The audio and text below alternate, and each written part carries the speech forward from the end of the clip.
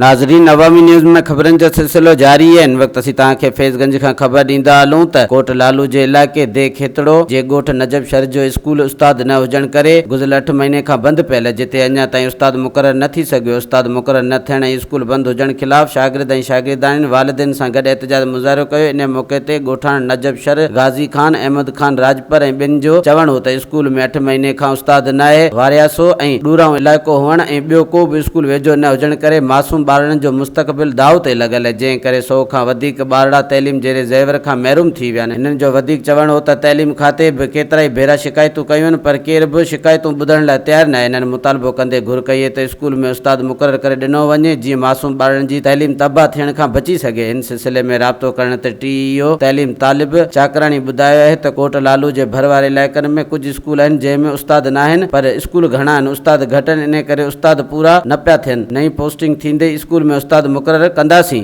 वधीक ख़बरनि ऐं तफ़सील जे लाइ विज़िट कयो असांजी वेबसाइट awamiNewsHD.com ऐं ॾिसंदा रहो अवामी न्यूज़ HD।